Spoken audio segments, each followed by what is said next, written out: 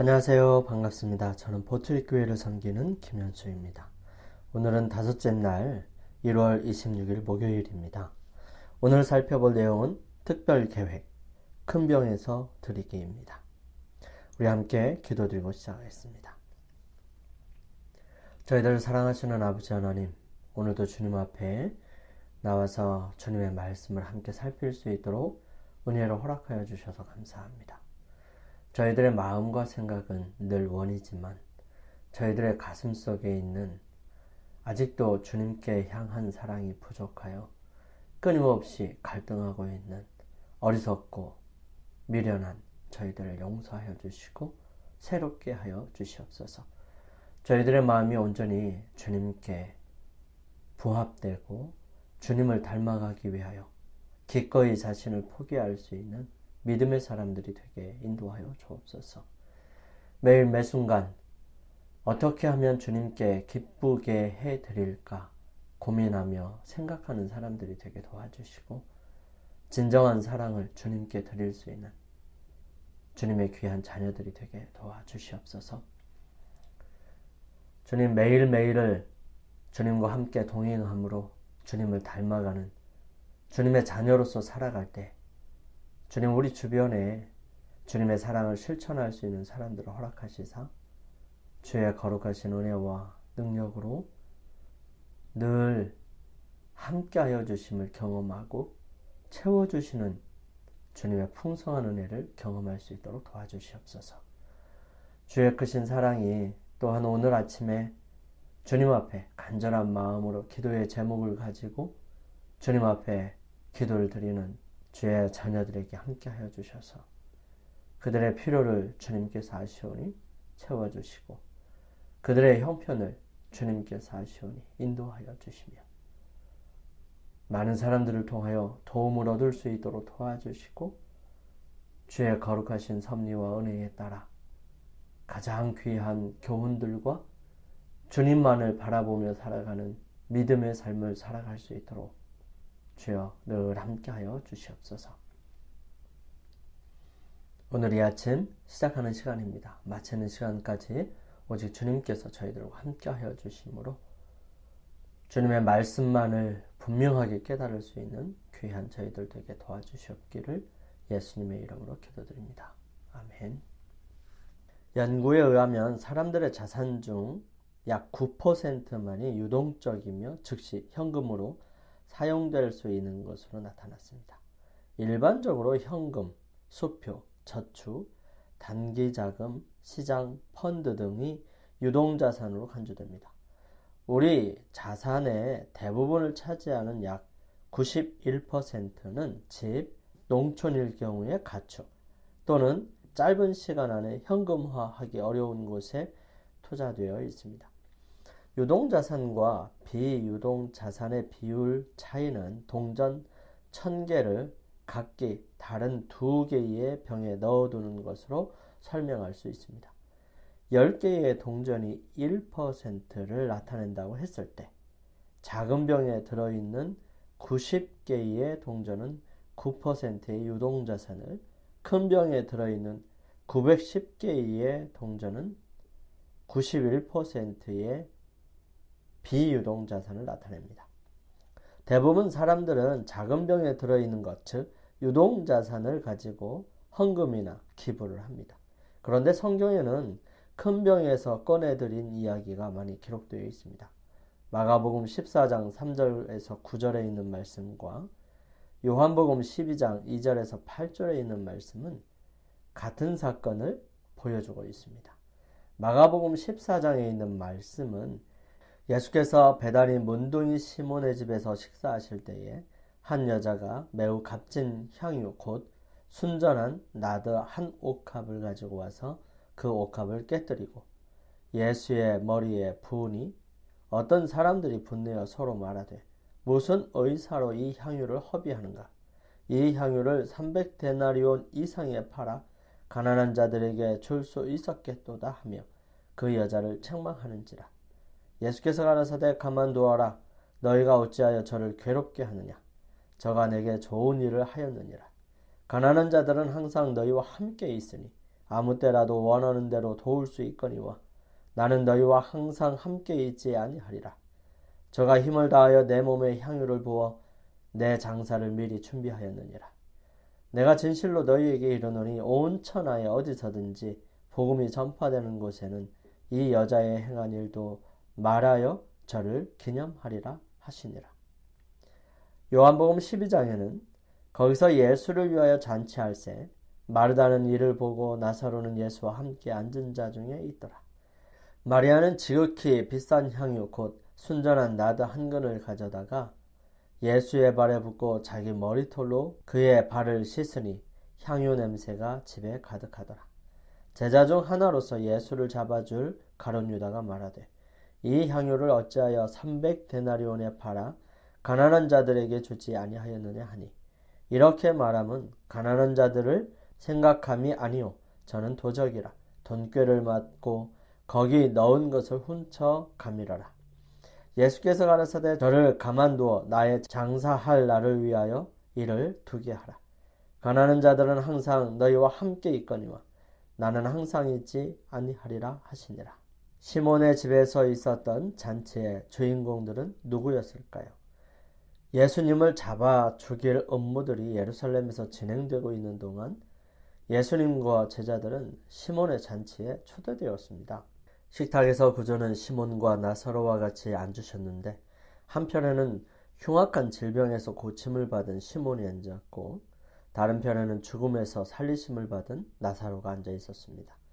마르다는 식탁에서 일을 하고 있었으나 마리아는 예수님의 입술에서 나오는 모든 말씀을 열심히 듣고 있었습니다.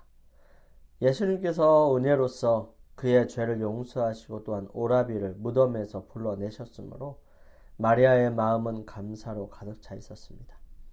마리아는 예수님께로부터 그의 죽음이 가까움을 알리시는 말씀을 듣자 깊은 사랑과 슬픔으로 예수님에게 경의를 표하기를 원하였습니다. 개인적으로 크게 희생하여 그는 예수님의 몸에 부을 값진 향유 한 옥합을 샀습니다. 그러나 지금 많은 사람들이 예수님께서 왕이 되시려고 하신다고 선언하고 있었습니다. 마리아의 슬픔은 기쁨으로 변하였고 그녀는 제일 먼저 주님께 영광을 돌리기를 열망하였습니다. 옥합을 깨뜨리고 그는 향유를 예수님의 머리와 발에 부었습니다. 그리고 그는 울면서 무릎을 꿇고 그의 눈물로써 발을 적시고 길고 미끈한 머리털로 예수님의 발을 씻었습니다. 마리아는 다른 사람이 보는 것을 피하려고 노력하였고 그의 동작은 타인의 주목을 끌지 않도록 진행되었지만 향기가 방 안에 가득하였으므로 마리아의 행위는 마침내 참석한 모든 사람에게 알려졌습니다. 유다는 이와 같은 행위를 매우 불쾌한 눈으로 바라보았습니다. 그리스도께서는 이 일을 어떻게 말씀하실는지 들으려고 기다리는 대신에 그는 가까이 있는 자들에게 그리스도께서 이런 낭비를 묵인하신다고 비난하며 불평을 터뜨리기 시작했습니다. 그는 교활하게도 불평을 일으키기 십상의 남시를 하였던 것입니다. 마리아가 드린 예물의 가치는 얼마나 되었을까요? 유다가 관리하고 있는 이 주머니 속에 있는 재물은 가끔 가난한 자를 구제하기 위하여 사용되었고 때때로 유다가 필요하다고 생각하지 않는 어떤 것을 샀을 경우 그는 왜 이것을 낭비하느냐? 왜 이 돈을 내가 가난한 자들을 위하여 가지고 다니는 이 주머니 속에 넣지 않느냐고 말하곤 하였습니다. 지금의 마리아의 행위는 수치를 받아야 할 그의 이기심과는 매우 현저한 대조를 이루는 것이었습니다. 그의 이전 관례대로 그는 그 여자의 선물에 대한 자기의 반대에 어떤 가치 있는 동기를 부여하려고 노력하였습니다. 제자들을 돌아보며 유다는 이 향유를 어찌하여 300데나리온에 팔아 가난한 자들에게 주지 아니하였느냐고 말하였습니다. 이렇게 말하면 가난한 자들을 생각함이 아니요 저는 도적이라 돈꾀를 맞고 거기 넣은 것을 훔쳐 가밀어라. 유다는 가난한 자를 동정하는 마음이 없었습니다. 만일 마리아의 향유를 팔아서 그 수입을 유다의 재산에 넣었다면 가난한 자들은 아무런 혜택도 받지 못했을 것입니다. 유다는 자신의 행정 능력을 높이 평가하였습니다. 재정 관리인으로서 그는 그의 동료 제자들보다 훨씬 우월하다고 스스로 믿고 있었고요. 그는 제자들도 그를 그와 같은 견해로 바라보도록 만들었습니다.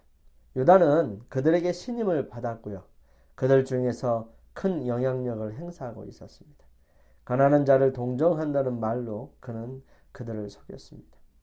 그의 교활한 암시는 그들로 하여금 마리아의 헌신을 불신하게 만들었죠. 딱 주위에는 무슨 의사로 이것을 허비하느냐, 이것을 많은 값에 팔아 가난한 자들에게 줄 수 있었겠도다 하는 불평이 돌았다는 것입니다. 그녀가 바로 그때 예수님께 향유를 부은 이유가 무엇이었을까요? 마리아는 비평하는 말을 들었습니다. 그의 가슴은 떨렸죠. 그는 그의 언니가 낭비한다고 책망하지는 않을까 두려워하였습니다. 주님 역시 아낄 줄 모른다고 생각하실는지 모릅니다. 사과나 변명도 없이 마리아가 피하려고 할 때에 주의 음성이 들렸습니다. 가만두어라. 너희가 어찌하여 저를 괴롭게 하느냐. 예수께서는 마리아가 당황하고 어려움에 빠진 것을 아셨습니다. 예수님께서는 이와 같은 봉사를 통하여 그가 사죄함을 받는 데 대한 감사를 표시한 것임을 아시고 그의 마음에 위안을 주셨습니다. 비난의 수군거림보다 더욱 높은 음성으로 예수님께서는 저가 내게 좋은 일을 하였느니라. 가난한 자들은 항상 너희와 함께 있으니 아무 때라도 원하는 대로 도울 수 있거니와 나는 너희와 항상 함께 있지 아니하리라. 저가 힘을 다하여 내 몸에 향유를 부어 내 장사를 미리 준비하였느니라 고 말씀하셨습니다. 구주의 시신에 아낌없이 부으려고 했던 향기로운 선물을 그는 산 몸에 부은 것입니다. 장사 때의 이 향기는 무덤에만 가득할 뿐이지만 지금 이 향기는 마리아의 믿음과 사랑의 보증으로서 예수님의 마음을 기쁘게 하였습니다. 아리마대 사람 요셉과 니고데모는 저희의 사랑의 선물을 예수님께서 살아계실 때 바치지 않았습니다. 그들은 비통한 눈물을 흘리면서 예수님의 차디찬 의식 없는 몸을 위하여 값진 향료를 가져갔습니다. 향을 가지고 무덤에 찾아갔던 여인들은 예수님께서 이미 부활하신 뒤였기 때문에 저희의 수고가 헛된 것을 깨달았습니다. 그러나 마리아는 예수께서 그의 헌신을 의식하실 때에 구주께 대한 사랑을 쏟음으로 그의 장사를 위하여 기름을 부었던 것입니다. 그리하여 예수님께서는 당신이 받으실 큰 시련의 어두움으로 내려가실 때에 당신이 구속하신 자들에게서 받으시게 될 열렬한 사랑에서 우러나오는 그 행위에 대한 기억을 간직하고 가셨던 것입니다. 귀중한 선물들을 죽은 자를 위하여 가져오는 사람들이 있습니다.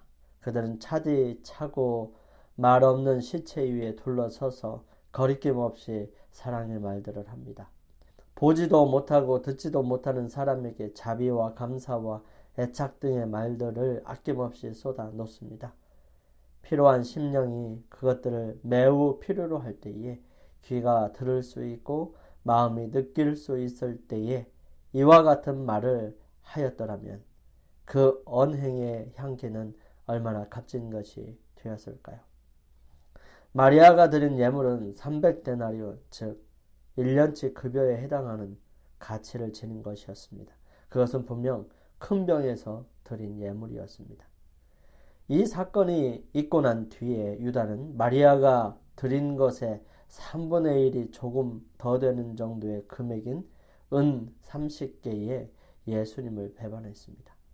큰 병에 있는 것들은 현금화하기 어려운 자산일 가능성이 높고 그 병에서 예물을 드리기 위해서는 참된 사랑과 헌신이 필요합니다. 그러나 우리가 유다처럼 욕심을 부리기 시작하면 우리 영혼을 헐값에 팔아 버릴 수도 있습니다. 신약에는 바나바의 헌신과 활동이 28번 기록되어 있습니다. 우리는 그를 바울의 동역자요 위대한 선교사로 기억합니다. 그러나 이와 같은 평가의 기초가 되는 내용이 성경에 그가 처음 등장하는 사도행전 4장 36절 37절에 기록되어 있습니다.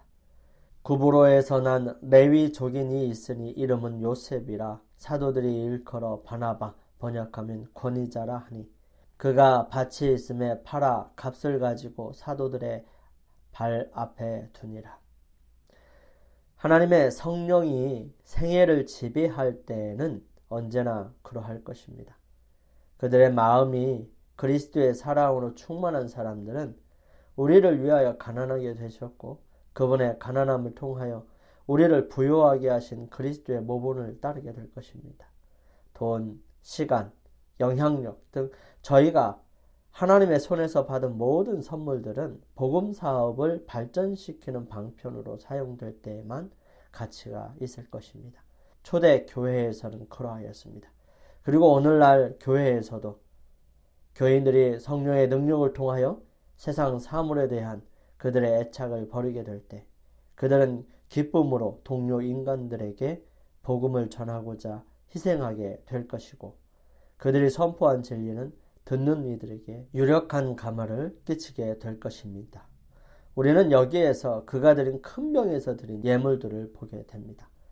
내 보물이 있는 곳에는 내 마음도 있다 하신 예수님의 말씀에 대한 얼마나 강력한 신뢰일까요? 큰 병에서 예물을 드리기 위해서는 하나님을 향한 참된 사랑과 헌신이 필요합니다. 하지만 그와 같은 행동은 우리의 보물이 어디 있는지 보여줄 것입니다. 영감의 교훈입니다. 귀중하게 여겨지는 예물. 감사로 충만한 사랑으로부터 우러난 온전한 헌신과 자선은 지극히 작은 헌물, 자원하는 희생에 거룩한 향기를 더하여 값으로 따질 수 없는 귀중한 예물이 되게 할 것이다.